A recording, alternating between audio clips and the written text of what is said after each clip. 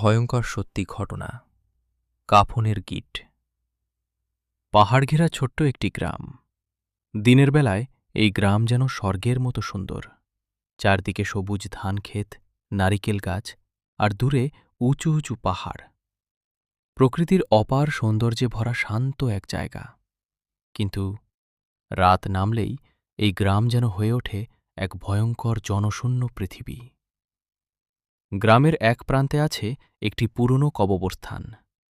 কবরগুলোর ওপর শ্যাওলা জমেছে, কিছু কবর ধসে পড়েছে। সূর্য ডোবার পর ওই দিকে কেউ যায় না। গ্রামের মানুষ বিশ্বাস করে ওই জায়গাটা ঠিক স্বাভাবিক নয়। সবকিছু শুরু হয় আজ থেকে প্রায় ৩ মাস আগে। গ্রামের এক যুবক, রিফাত, বয়স মাত্র ২০ বছর, হঠাৎ জ্বরে আক্রান্ত হয়। কোনো বড় অসুখ ছিল না, কিন্তু মাত্র ৩ দিনের মধ্যেই সে মারা যায়। তার এই অদ্ভুত মৃত্যু নিয়ে গ্রাম জুড়ে নানা কথা ছড়াতে থাকে। অনেকে বলতে থাকে এটা স্বাভাবিক মৃত্যু নয়, হয়তো কোনো অশরীরীর ছায়া ছিল এর পেছনে।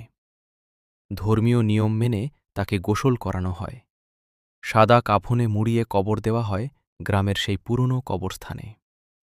কিন্তু সেদিন আবহাওয়া খুব খারাপ ছিল।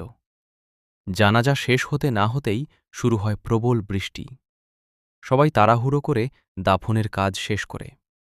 ইমাম সাহেব দোয়া পড়ছিলেন আর লোকজন দ্রুত কবর ভরছিল। তারপর সবাই দ্রুত সেখান থেকে চলে যায়।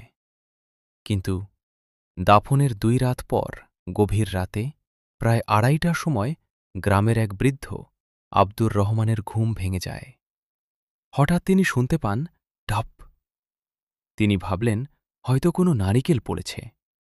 আবার চোখ বন্ধ করলেন। কিন্তু কয়েক সেকেন্ড পর আবার ঢপ ঢপ ঢপ। এবার শব্দটা যেন আরও স্পষ্ট। মনে হচ্ছে কেউ রাস্তার ওপর লাফিয়ে লাফিয়ে চলেছে। তিনি জানলার কাছে গিয়ে বাইরে তাকালেন, কিন্তু কিছুই দেখা গেল না। পরদিন সকালে কয়েকজন গ্রামবাসী কবর জিয়ারত করতে গিয়ে একটি অদ্ভুত জিনিস দেখল। রিফাতের কবরের মাটি যেন ভেঙে ধসে গেছে। দেখে মনে হচ্ছে ভেতর থেকে কেউ ঠেলে বের হওয়ার চেষ্টা করেছে। এরপর কয়েকদিন ধরে সেই রহস্যময়